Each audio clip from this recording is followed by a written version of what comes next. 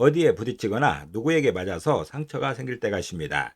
옛날에는 칼이나 창에 다쳤는데 요즘에는 주로 자동차에 다치는 경우가 많지요. 옛날과 요즘의 차이를 할 수 있는 것이지요. 반갑습니다. 셋단자 725강입니다. 오늘은 다칠 제자를 중심으로 하는 6개 한자를 셋단자로 해석해 보겠습니다. 먼저 중심자로 사용될 다칠 제자입니다. 다칠 제자는 다치다는 뜻이 있죠. 다친다는 것은 부딪히거나 맞아서 신체에 상처가 생기는 것이죠.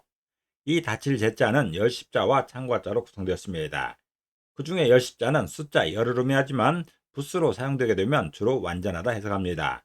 그리고 창과자는 창이지요. 무기를 말하고 있습니다. 그래서 다칠 제자는 창을 완전하게 사용하면 다친다 표현하고 있습니다. 다시 말해서 창을 제대로 사용하여 공격을 하게 되면 상대방이 다치게 되는 것이죠.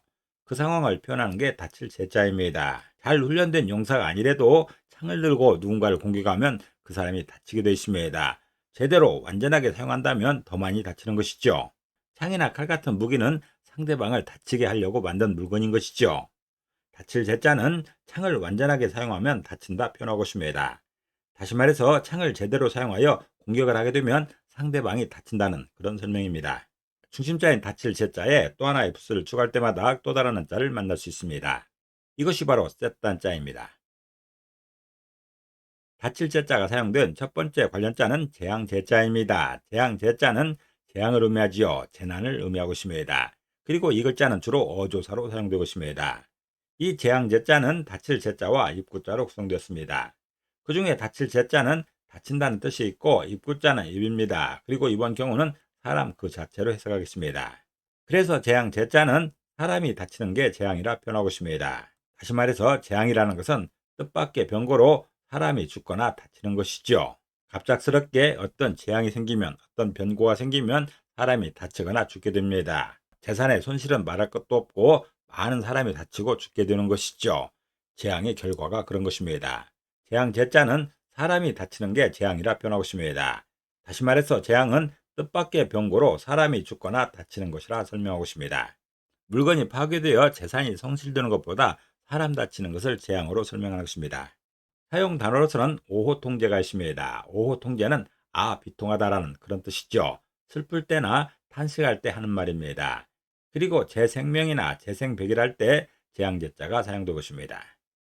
두 번째 관련자는 실을 제자입니다. 실을 제자는 씻다는 뜻이 있죠. 이 실을 제자는 다칠 제자와 수레차자로 구성되었습니다. 그 중에 다칠 제자는 다치다는 뜻이 있고 힘들다라고 해석하겠습니다. 힘들다라는 것은 어렵거나 곤란한 상황인 것이죠. 그리고 수레차자는 수레를 의미하고 있습니다. 그래서 실을 제자는 실게 되면 수레가 다친다 표현하고 있습니다. 다시 말해서 물건을 수레에 싣게 되면 수레가 다친 것처럼 힘들다는 그런 설명입니다. 이렇게 수레에 많은 짐을 실을수록 이 수레, 이 차는 굉장히 힘이 든 것이죠. 마치 크게 다친 것처럼 이 수레는 힘든 것이죠. 이게 나라면 얼마나 힘들겠습니까? 온몸이 뻐근할 만큼 힘이 든 것이죠. 마치 수레가 사람인 것처럼 의인화해서 해석하고 있습니다. 실제 자는 실으면 수레가 다친다 표현하고 있습니다. 다시 말해서 물건을 수레에 싣게 되면 수레가 다친 것처럼 힘들다는 그런 설명입니다. 사용 단어로서는 천재이루가 있습니다. 천재이루는 천년 동안 단 한 번만 만난다는 그런 뜻이죠. 좀처럼 만나기 어려운 좋은 기회를 이룬 말입니다. 그리고 적재나 기재라 할 때 실을 제자가 사용되고 있습니다. 다칠 제자가 사용된 세 번째 관련자는 마를 제자입니다. 마를 제자는 마르다는 것이죠. 마르다는 것은 치수에 맞게 자르는 것을 말하고 있습니다. 이 마를 제자는 다칠 제자와 옷 의자로 구성되었죠. 그 중에 다칠 제자는 다치다는 뜻이 있고 옷 의자는 옷을 의미하고 있습니다. 그래서 마를 제자는 마르게 되면 옷이 다친다 표현하고 있습니다. 다시 말해서 치수에 맞게 옷을 자르게 되면 마치 옷이 다친 것처럼 찢겨지는 것이죠. 그 모양을 설명할 자가 말을 제자입니다. 이렇게 옷을 만들기 위해서 치수에 맞게 옷감을 자르고 있습니다. 그러면 마치 옷이 다친 것처럼 상처가 난다는 그런 설명입니다. 말을 제자는 마르면 옷이 다친다 표현하고 있습니다. 다시 말해서 치수에 맞게 자르게 되면 옷이 다친 것처럼 찢겨진다는 그런 설명입니다. 사용 단어로서는 재봉이 있죠. 재봉은 옷감을 마르고 꿰매고 하면서 옷을 만드는 일입니다. 그리고 결제나 재판이라 할 때도 말을 제자가 사용되고 있습니다. 네 번째 관련자는 심을 제자입니다. 심을 제자는 심다라는 것이죠. 토목을 심다라는 그런 설명입니다. 이 심을 제자는 다칠 제자와 나무 목자로 구성되었죠. 그 중에 다칠 제자는 다치다는 뜻이 있고 나무 목자는 나무를 의미하고 있습니다.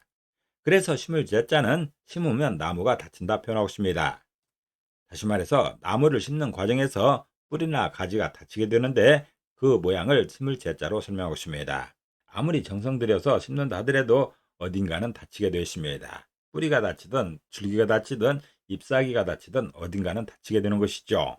새싹을 옮겨 심는 과정에서 어쩔 수 없이 생기는 상처인 것이죠. 심을 제자는 심으면 나무가 다친다 표현하고 있습니다.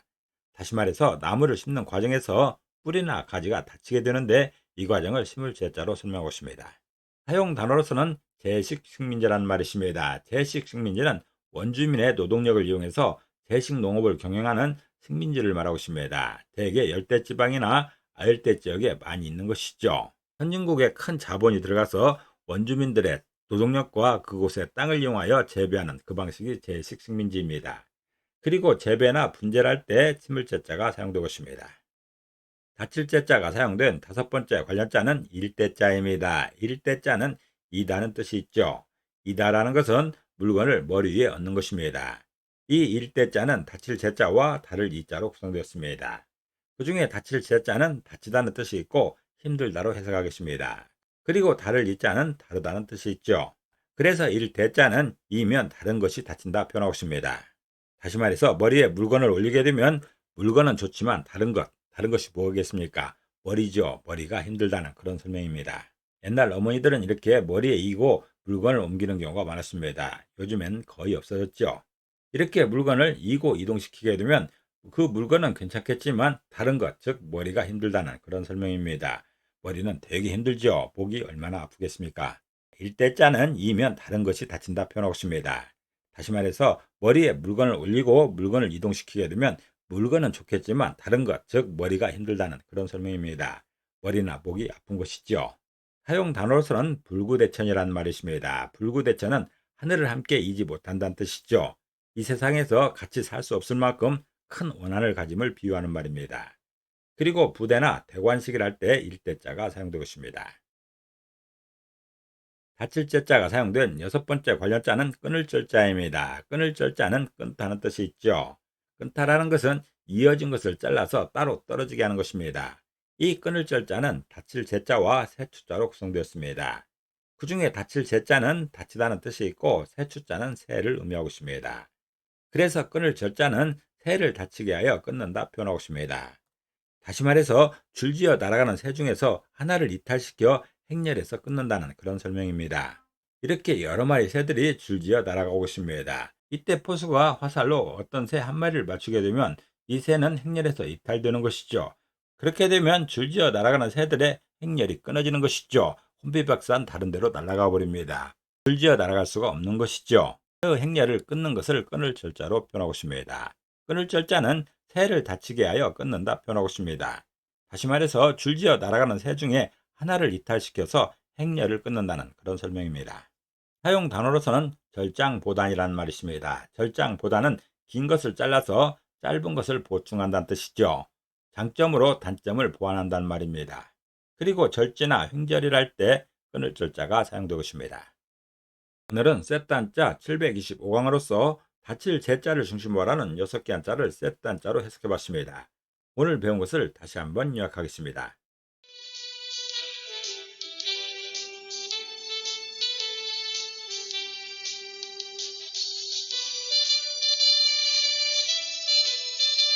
오늘도 평안을 기도합니다. 감사합니다.